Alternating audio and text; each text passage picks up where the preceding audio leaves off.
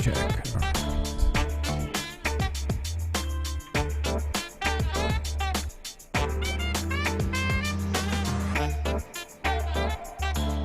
For those watching the replay, go ahead and skip this countdown. You can go ahead and skip this countdown if you're watching the replay.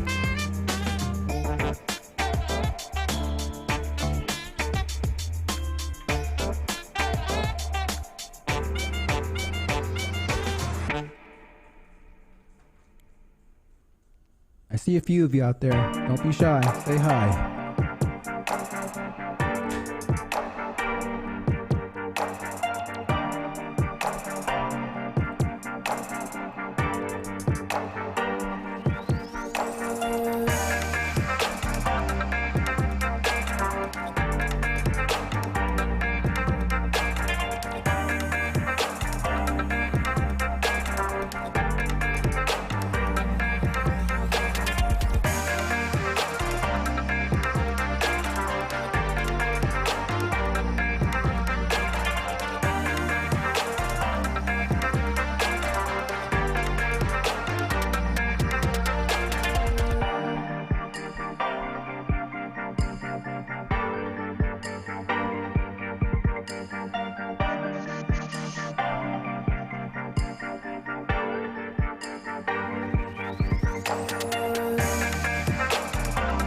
Good cow, is that you? I see you out there.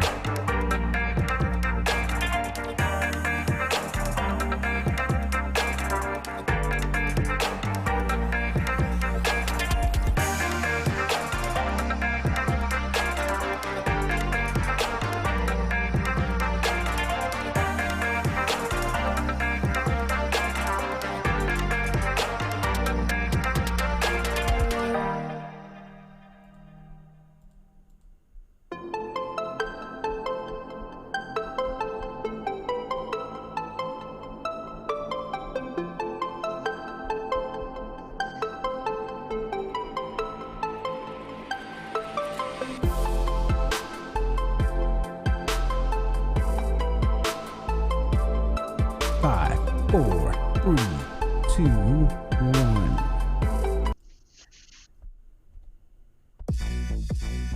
Yeah. Hey, time to get it started. No delay. Let's work.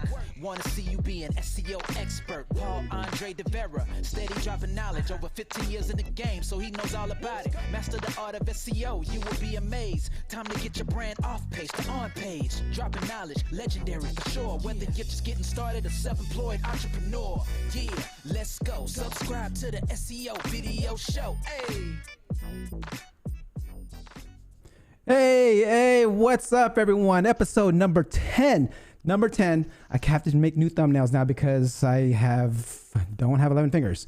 So here we are. I have a special guest today, Lily Ray. I want to give a shout out to everyone out there. Ernesto, Justin, Chauncey, Bradley, Lily, your SEO already in the chats. Matthew, Aaron, welcome. Loki. Let's see here. Okay, thank you, everyone. What's up to the SIA family, IMG family? I see you guys.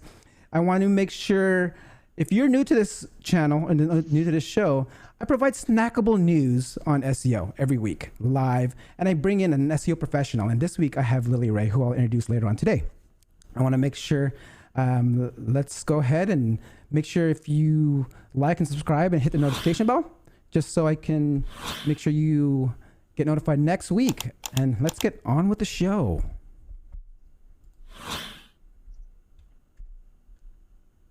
This is Ted DiBiase, the $1 Million Man. Why are SEOs good at game shows? They know how to get quick answers.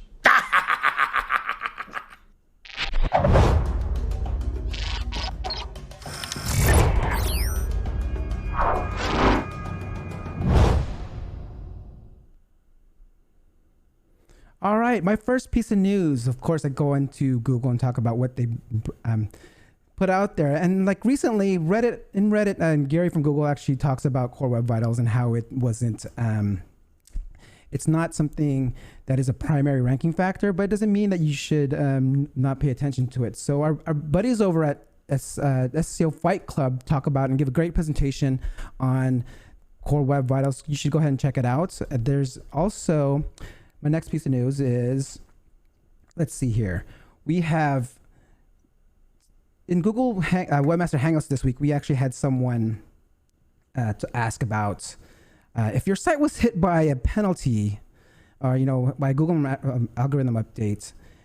There's some mention out there where it's like it will take the whole next update for your site to recover.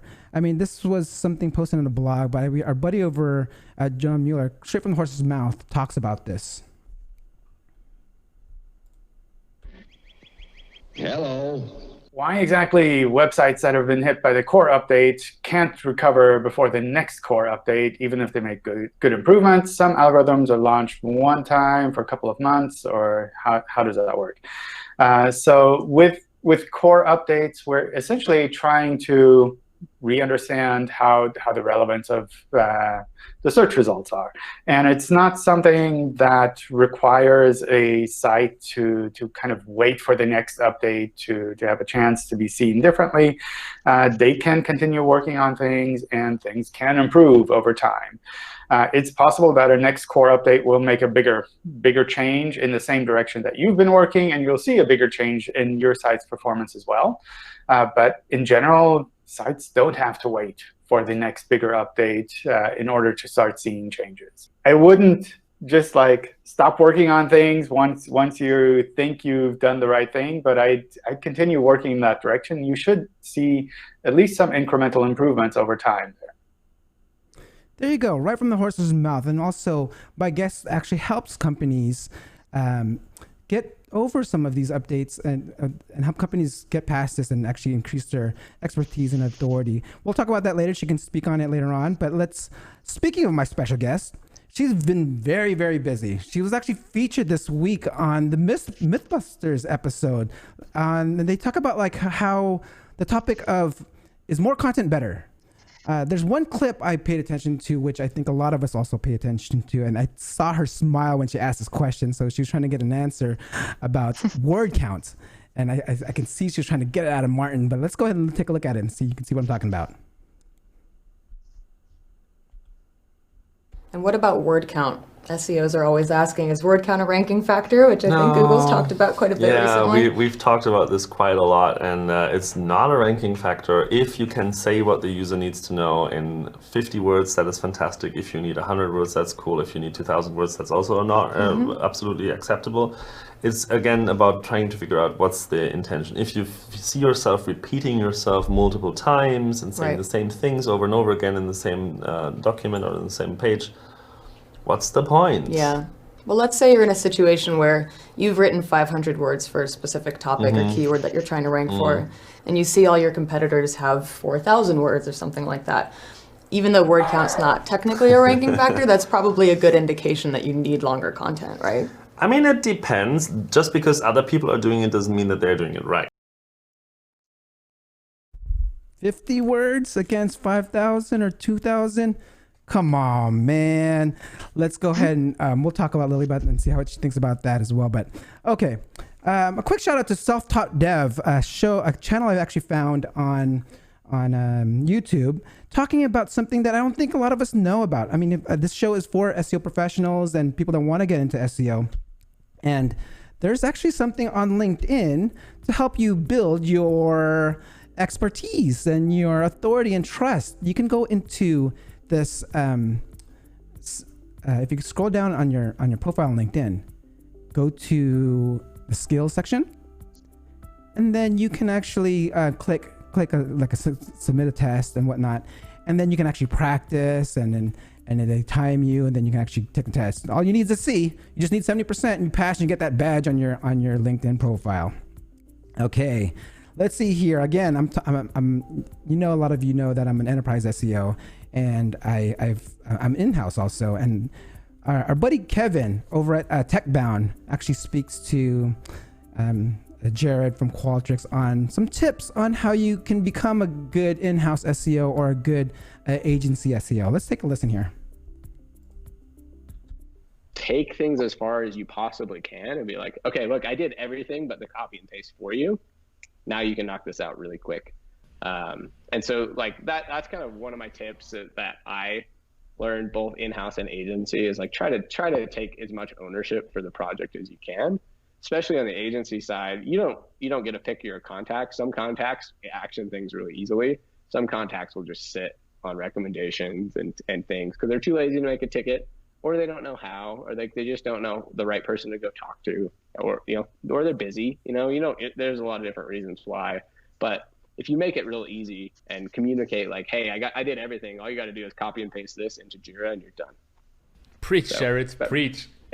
Love this. This is such good advice for, as you said, like for the agency world, but also for the in-house world and career in general. Like take things as close to the finish line as you possibly can. And I think that there is also often the notion out there of the grass is always greener on the other side. I earned my chops on the agency side, and then I couldn't wait to get in-house, and then I had kind of recurring spurs or flashes where I was like, oh man, I wonder what the agency side would look like right now. But it's so true. The best people that I have worked with on the agency side as an in-house marketer were those who made it so simple for me to just create a ticket, forward a ticket, create the ticket themselves, and make it super simple for the engineer to actually just do something. There you have it. I mean, my guest again also has played both sides. She was also an in-house and agency. We can also ask her a little more how that was and see if she can give us some tips on how you can become a good in-house and agency SEO. So this last piece of news comes from a suggestion, a feedback I get. I try to improve the show every week through feedback. And it was something where, hey, why don't you grab some news from Twitter? That's something where I was like, oh, interesting. There's a lot of bite-sized news on Twitter. Matt Bassos from Australia told me about this, and I was like, you know what? I'm going to go ahead and include that. I mean, my guest today tweets a lot. A past guest who actually this tweet is actually from Bill Slawski. He actually tweeted something this past week on something, a book. It's a free download. You can go to the link's in the description to check out this tweets and this book that he's talking about, but it's on entities. It's a really comprehensive book on entities, and I was skimming through it. I haven't read the whole book yet, but I think it's worth checking out. It's free. I mean, if you want to buy a hard copy, it's like $60, but go ahead and download it. It's really good. Okay, here we go. Let's see here. Are you guys ready? Let's see here. You know how I do this.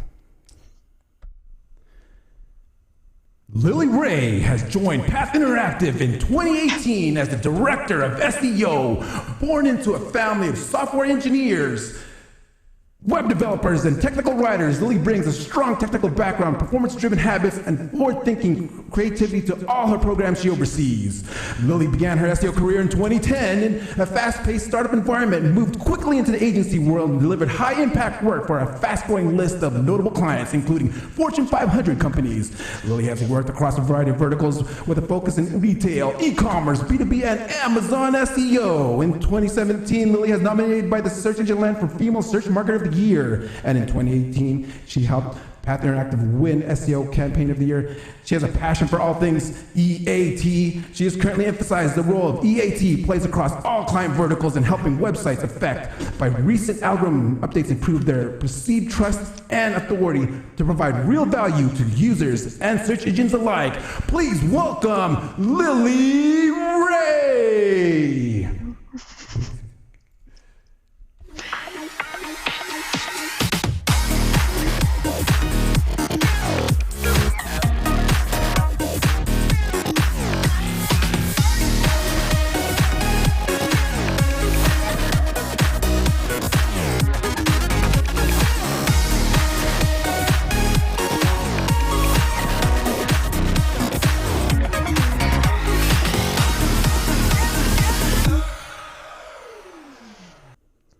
¿Cómo estás? Wow. ¿Cómo estás? Bravo. That was next level.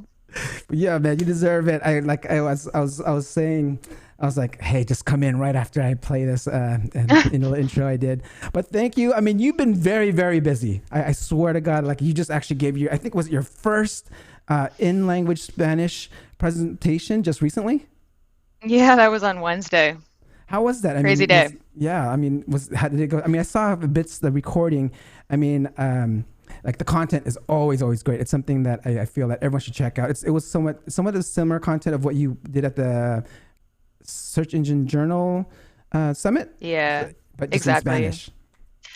Yeah, I mean, it's easier to do it in another language when you're pretty familiar with the content. And so I was able to basically just take the one that I presented and basically just like port it over into Spanish, update the slides into Spanish. So, but it was still pretty challenging. You know, I haven't really used my Spanish in a work setting so much as like, you know, I use it casually with my friends and everything, but it was fun. No, it was really good. It was really good. I was like, and so I was from it. Like, you look like you speak it fluently, right? I mean, it's something that just looks semi-fluently, yeah.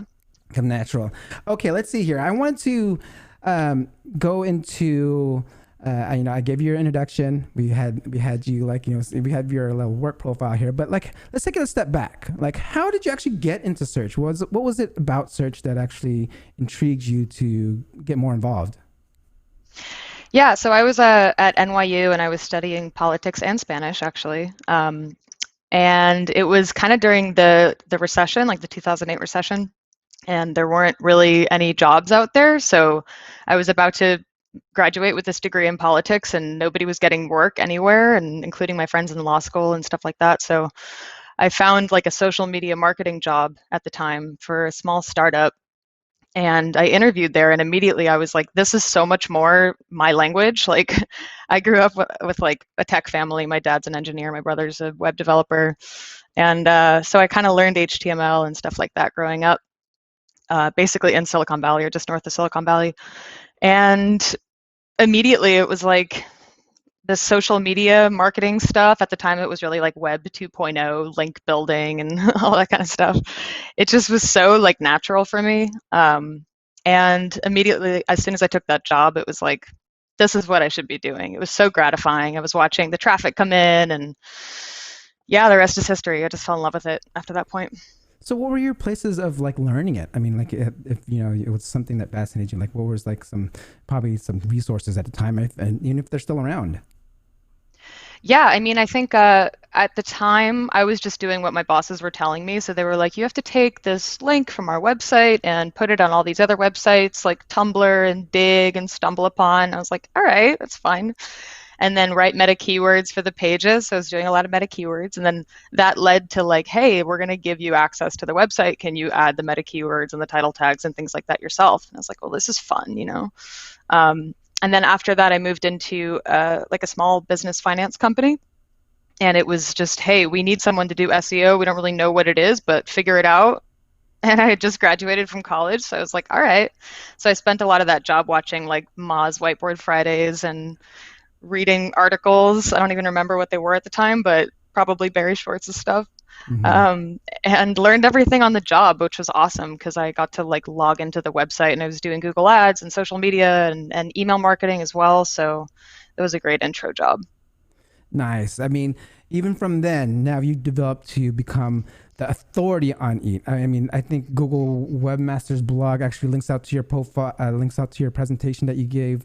And I feel that, I mean, hopefully they asked your permission. It wasn't like a snippet. It just, yeah, that's a good one. SEO jokes. It just kind of happened. I mean, I knew that they knew about that presentation because I had actually consulted with John Mueller before presenting that at Brighton SEO. So that's probably where he heard of it. But there were a few people linked to on there, a lot of really great content. So I was very honored to be part of that. Nice. And guys out there, if you're watching, take a look at her latest presentation from Search Engine Journal Summit. It's out there. It's on YouTube. It's a great presentation. You guys actually have seen a clip of it on a previous episode here on the SEO Video Show. I mean, Lily, it's pretty crazy. I think you've actually had more airtime than other SEOs through clips I've been playing of you on other presentations. I mean, you put out great content, so that's totally awesome. Thank you. Has what about EAT fascinated you? I mean, out of all things, EAT. I mean, EAT's actually so important nowadays. Like, even with like the whole announcement of like how Google's gonna change things up for the election, and like EAT's more important than ever. Like, tell me about EAT and like, you know, some kind of like why is it important? Such a loaded question. Yeah, I actually last night I was watching. I don't know if you saw this movie yet, but The Social Dilemma, it's called, on Netflix, which is all about basically like social media and search engine algorithms and how they're doing kind of dark things and having unintended consequences on society. But besides that, I mean, I think EAT is a very big part of that. As you mentioned, it plays a big role in the elections and on, you know, misinformation and what information is circulating online. So that's always been very interesting to me. Like, I have a degree in politics because I'm very fascinated by that type of stuff. So it's been interesting to see almost like politics come into the SEO conversation a bit. But personally, the reason why I'm so into EAT is because it affected one of my clients very heavily during the Medic update. And that was like one of my babies. My team and I, we absolutely loved that client. It was just getting the best results you could possibly imagine. And then Medic happened and we lost all of it. Oh. So it sent us down like a mission to get it back. And actually, as of recently, we are, which is just so much fun. But it was the first time that I experienced something in SEO where it wasn't easily explained by like links or technical or, you know, spammy content or Penguin or something like that. It was like, there's this other aspect of SEO now where Google's really scrutinizing who's writing your content and how expert they are. And that was like a whole different ballgame, I feel. So that's why I like it so much. Nice. Okay. I mean, speaking of recovering, there was a piece of news that was actually played on how, like, I guess they made an announcement like, you know, you can't recover from and after an update until the next update. What is your take on that? I mean, this is what you actually do for people. This is what you do for companies. I mean, I'm assuming like that's wrong, right? You can totally recover from an update, not at the next update. So this was a really big controversial statement that John Mueller kind of made this week. Okay. So I think you have to be more specific. So when it comes to a core update, I think that people like myself and Glenn Gabe and Marie Haynes, who really work on core update recovery, what we've noticed 95% of the time is you don't see a big improvement until the next core update rolls out, or maybe 2 or 3 core updates after that. That's not to say that you can't recover individual pages. It's not to say that you can't produce new content that will perform well, or that you might see some small incremental gains over time, maybe 10 or 20% over the next several months as you're making changes to the site. But in terms of like core updates that take down 60, 70, 80% of your traffic, you're not going to get that back before the next core update rolls out. At least I've never seen it. The one exception that I would say that I'm seeing right now is a site that was affected by core updates completely revamped the entire thing. They did a site migration and they recently relaunched the brand new website, which is very EAT focused, along with great technical SEO and good site architecture and everything like that. And they're seeing a really, really big gain since the site went live. So that might be the one caveat. Nice. I mean, that's good to hear. I mean, like I mentioned earlier, you've been very, very busy. Like, it's probably like either every week. Even someone in the chat mentioned that, like, you're everywhere right now. Like, it's either within the past few weeks. There was a recent article you wrote on Search Engine Journal, I believe, on FAQs and questions and answers. Like, it was a great article. You actually put up a template out there for people to download. You guys should check it out. I put that in the description. But I want to kind of take it back a little bit. Like, okay, now they found all these topics to write about.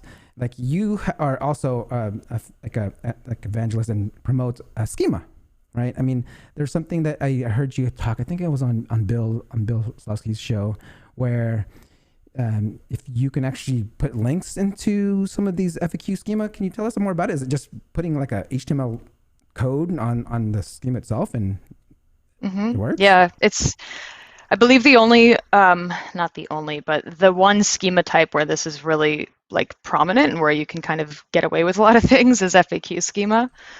So within the answers and FAQ schema, you can actually add links, or you can mark up FAQ content on your page that contains internal links, maybe even external. I haven't tried that, but you know, theoretically you can have FAQ schema that actually contains as many links as you want to other places on your site, which is pretty awesome. So when I first discovered that, it was because I had implemented FAQ schema with one of our clients and we saw impressions go through the roof. This was like right after Google rolled out that schema type, and clicks went to basically zero because everybody was getting all the answers that they needed in the search results.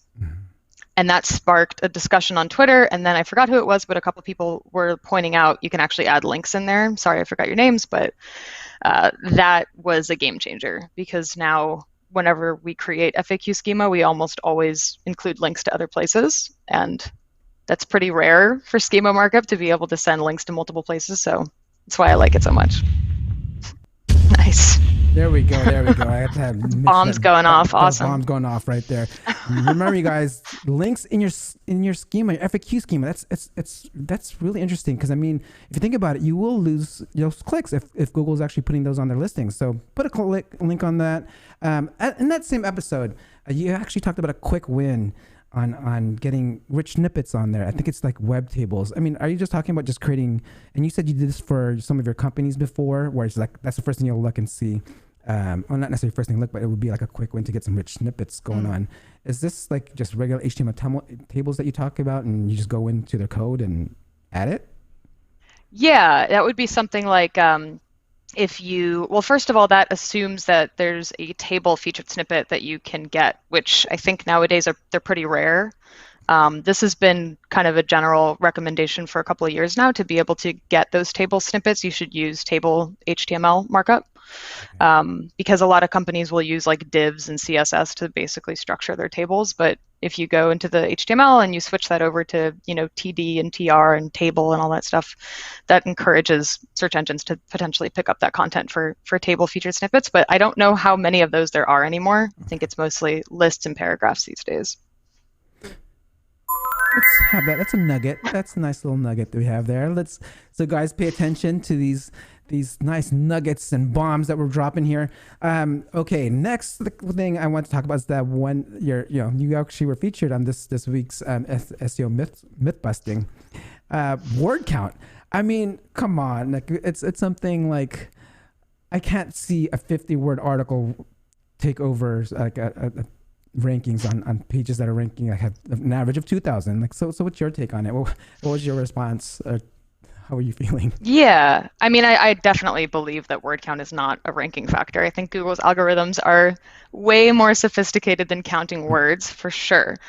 But you know, my follow-up question was, if we see that everybody has way more content than we do, that's probably an indication we should write more content, right? And he was still like, no, it depends. So I get where they're coming from. They don't want people to obsess over word count. People continue to do that. Even on the video comments, it was like, but it's still a ranking factor. It was like, no, it's not. So what I do think Martin said, and what I definitely agree with, is that if there's a gap in information where everybody else wrote 4,000 words because they hit on so many different relevant topics to the content and to the keywords that you're trying to rank for, obviously you need to go add that content. But it's not actually, you know, so many of our clients still, and so many people that do like content writing for SEO, they're still so focused on these hard numbers. So I think it's really important to just use the numbers as like a framework for how much content should be on the page, but you don't have to worry about the exact word count. Got it. Okay, so it's maybe like a signal to a ranking factor, maybe. I mean, pay attention. That's something like like you were just talking about, like, yeah, hey, just pay attention to what's out there. When I go back to something that I actually haven't even talked about here on the show, which is Amazon SEO. Like, what can you do there? Like, I'm curious. I mean, I know there's a lot of vertical search out there, even eBay, Amazon, other search engines. But I mean, Amazon is specifically, like, what are some tips and, you know, things that you're doing for customers on Amazon? Yeah, so that was primarily at my last agency where I was at for about 6 years. My former boss, Brandon, hi Brandon, if you're watching this, he walked up to me on an airplane. He's like, Amazon SEO. This was like, I don't know, 4 or 5 years ago. I was like, yeah, like, why not? You know, because a lot of our clients were CPG, consumer packaged goods, like food and skincare and things like that. So they were selling on Amazon, but they needed to get more visibility, more sales on Amazon. And so Amazon has its own separate search engine. It was called A9. It might be called A10 now. But you can basically do the Google SEO of 10 years ago on Amazon, maybe 15 years ago, and it still works really well. So for example, there's things like back-end search terms in Amazon where you literally go into the product and you type all the words you want to rank for with like comma separated, just like literally one keyword after another. And then you have the potential to rank for them. So you can even take words that you don't want on the page, like the way that paid search works, where you can bid on things, but you don't have to have it in the content. You can do that same thing on Amazon and actually rank. So we would ask our clients, what's a really controversial way of describing this product that you'd like to rank for, but you never want to say in your branding materials? And they always had all these words. So we would just throw those in there and it's like, wow, we're getting sales from that now. So is it still working now, do you think? I mean, with what's going on?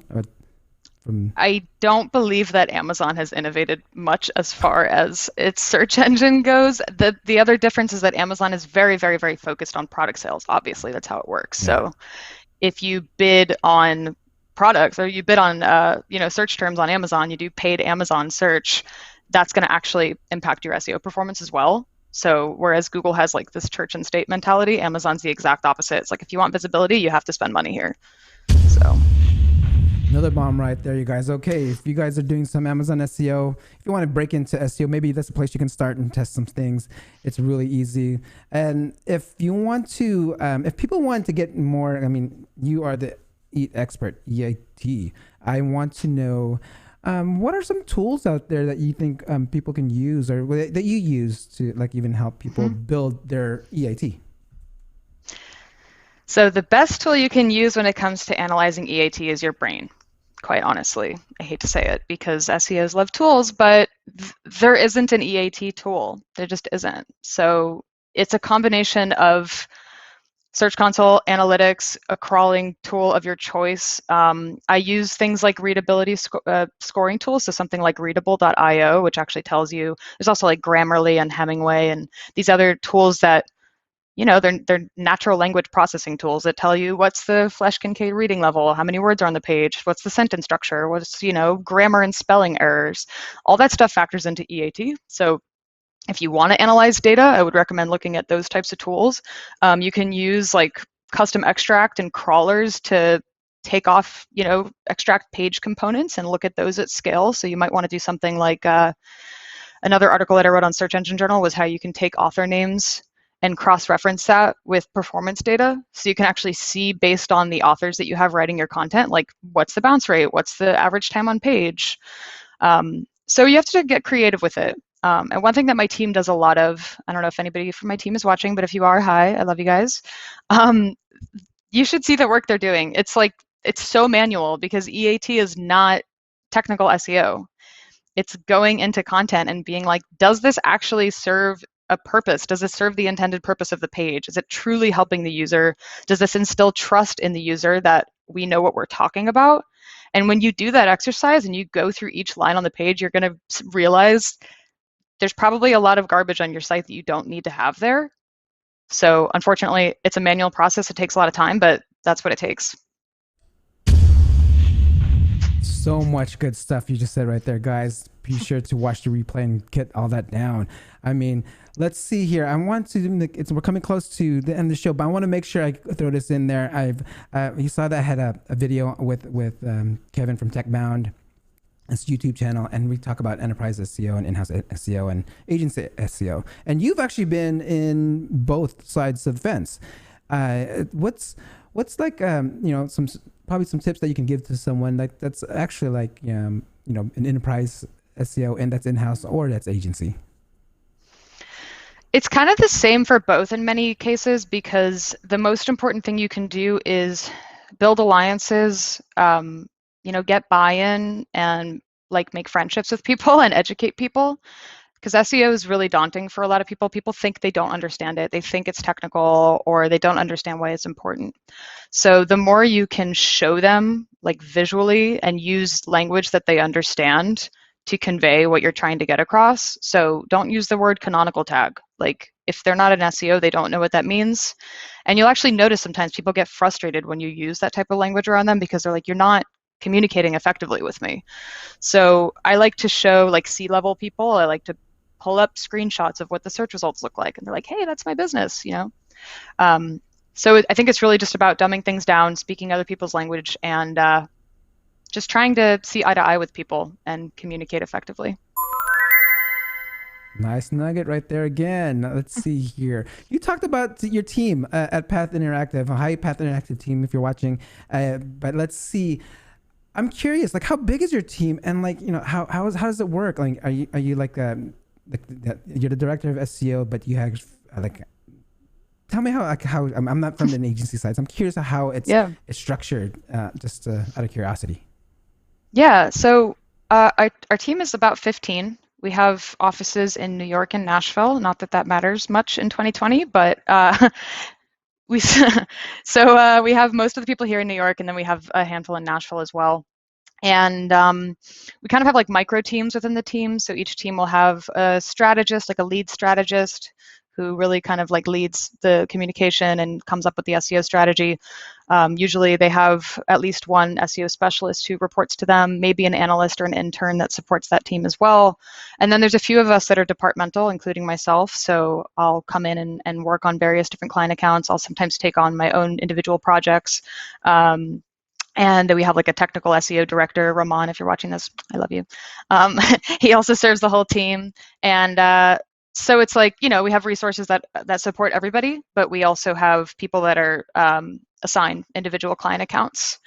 And myself personally, I'm 50% like SEO director in terms of helping my agency and my clients and everything like that. And then 50% I do like sales and business development. So one of the reasons why you see me speak and write so much is because that's quite literally my job.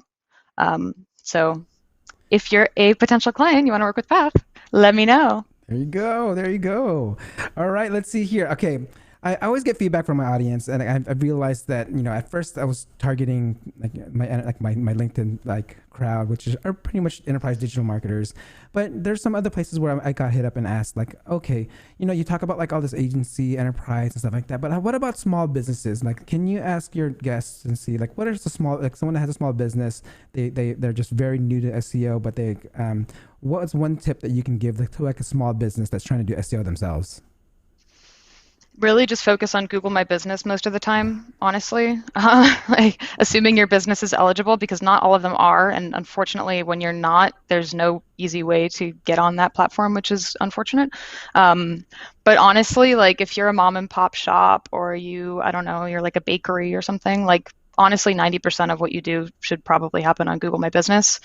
You could potentially write recipe content, but you probably won't rank just because you're going up against people with such huge SEO budgets. So I would just focus on Google My Business and using the new features that they roll out, because they do update the platform pretty frequently. Another bomb for you guys, for my small business watchers out there. And my last question, I ask every single person that comes on the show.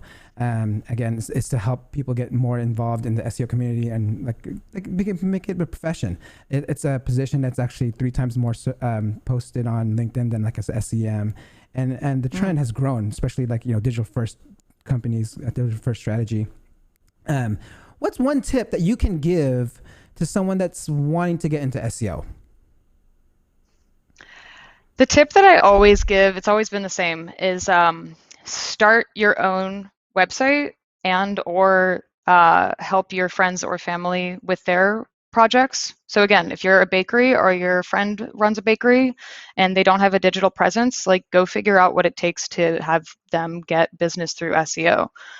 Same is true for literally any type of site. I find myself all the time, like people are like, hey, can you build me a website? I'm like, I don't really have time, but yeah, because I need to continue getting that experience of seeing what it's like out there. And like WordPress is completely different right now than it was 3 years ago. But you need to know that kind of stuff. Like you need to be on top of those developments. So the best thing you can possibly do is do it yourself. Even if it's a side project at home at night or whatever, just make it work, break things, and yeah, go from there. Sweet, sweet. Thank you very much. Okay. Right before we sign off, I wanted to go ahead and see if there's anyone in chat. If you have any questions for Lily, go ahead and post in chat right now while she plugs and lets people know where we can find you, Lily. How can we? I know you're active on Twitter and on LinkedIn is how I was communicating with you. How else can people communicate with you and get a hold of you? Those should probably be the best two ways. I'm on Twitter a lot for SEO stuff. If you want to see me DJ, I actually do it through Twitter, through Periscope. And I have a personal website. And yeah, the Path Interactive, you can hit us up as well. There you have it, guys. Make sure you hit up Lily. Say hi. Say you saw her here on the SEO Video Show. And I didn't see any questions come in during that time. But speaking of Periscope, I wanted to end this off with something that I always do. I love tying in music, as you can see with my intro. I love doing an outro with my guest. So I'm gonna go ahead and end this off. Thank you, everyone. Please come back next week, and don't forget to subscribe the channel. Thank you, Lily, for coming by. You're totally awesome. It was very, very energetic guest, and I hopefully can see you here again. And let's call it a wrap. See you guys. Thanks so much. Thanks, everyone.